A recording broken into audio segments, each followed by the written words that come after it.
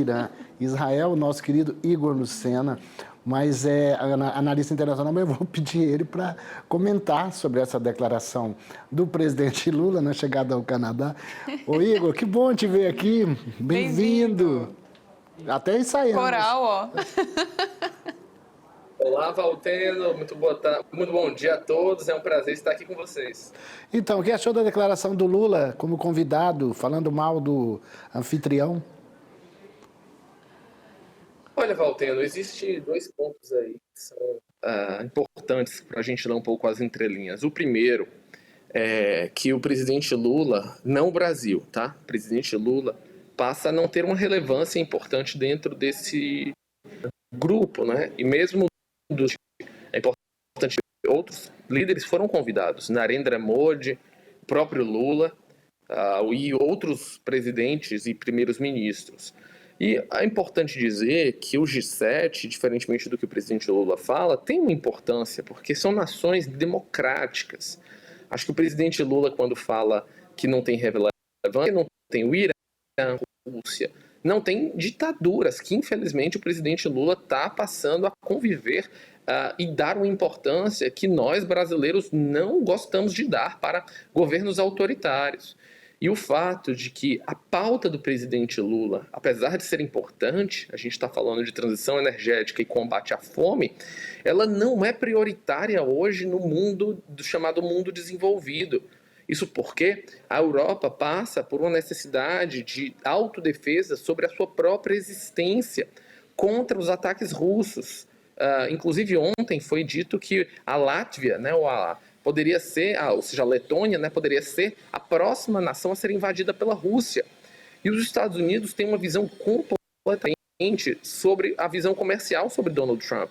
Então, quando o presidente Lula fica sem pauta, aparentemente ele parece criticar, mas isso não vai mudar a realidade. A própria narrativa dele não muda a realidade de que estamos num mundo em guerra e que a visão de Israel para impedir o Irã nuclear é contra os seus interesses, porque infelizmente o presidente Lula gosta de colocar o Irã como um aliado dele ou do Brasil, mas não é dos nossos interesses. E uma coisa que eu achei interessante, Carol, professor Igor, o Itamaraty ontem fez questão de ressaltar que não tinha autorizado, quer dizer, que não tinha aconselhado brasileiros a ir a Israel, que eles foram de teimosos. Eu queria saber qual outros países o Itamaraty tem aconselhado brasileiros a não ir.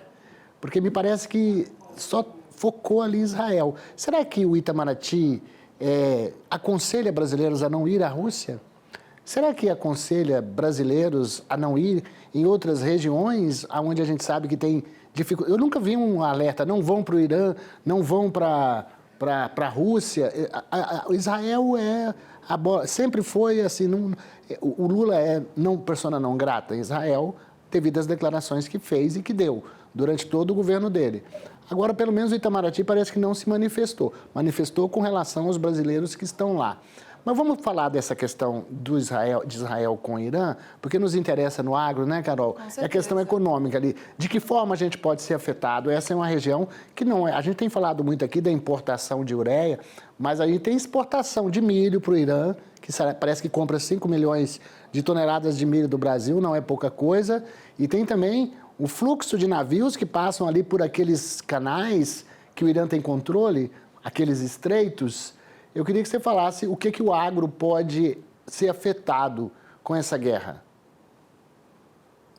Valteno, um dos pontos principais que o agro pode ser é no chamado Estreito de Hormuz, que é controlado pelo Irã, mas há grandes dúvidas se o Irã teria capacidade hoje, tão fraco que ele está, de fazer um bloqueio a ponto de impedir o transporte de navios. Primeiro, navios petroleiros, navios que já têm refinado petróleo, diesel, gasolina e que são importantes para o agro, para as máquinas agrícolas, mas muito mais importante é a questão de custos, né?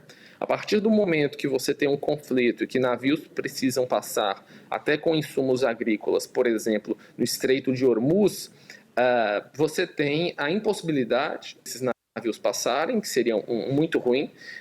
Isso faria com que o custo de frete aumentasse radicalmente, ou a gente teria talvez um ponto principal que fosse o aumento dos custos de seguros, né? Ou seja, você teria seguros que seriam muito maiores e seriam repassados nos preços. Então, o que acontece é que você tem uma coisa muito similar com uma disrupção de cadeias produtivas, né? Obviamente, os navios poderiam ir por outras regiões, a gente poderia escoar na agrícola, pelo sul da África. Agora, os custos seriam bem maiores do ponto de vista de trânsito. Isso ainda não está materializado. A gente está vendo que a grande maioria das empresas que fazem exportações ainda não incorporaram tantos custos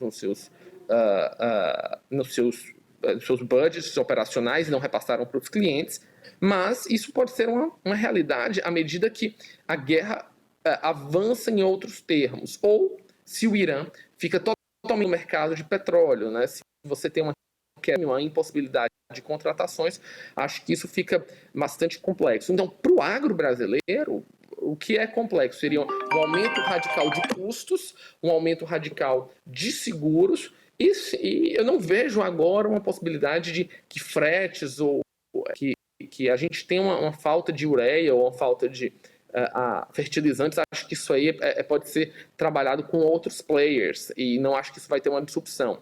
Mas os custos de transportes e de seguros podem sim ter um aumento significativo, o preço final do produto brasileiro no exterior, porque o seguro e o resseguro eles são colateralizados. Você tem uma explosão, um risco muito maior numa região do mundo.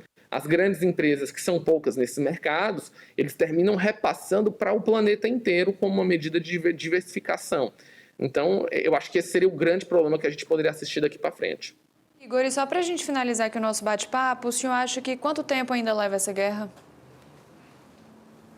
Olha, é muito difícil a gente falar sobre isso, mas se a gente estiver falando em um cenário em que o Irã vai para a mesa de negociações, a gente está falando de alguns dias, acho que isso é muito difícil. Se a gente estiver falando num cenário onde seja a destruição muito forte da capacidade nuclear, a gente está falando de semanas, e se a gente estiver falando sim, de uma mudança de regime, capacidade de manterem o seu poder, aí sim a gente está falando de alguns meses.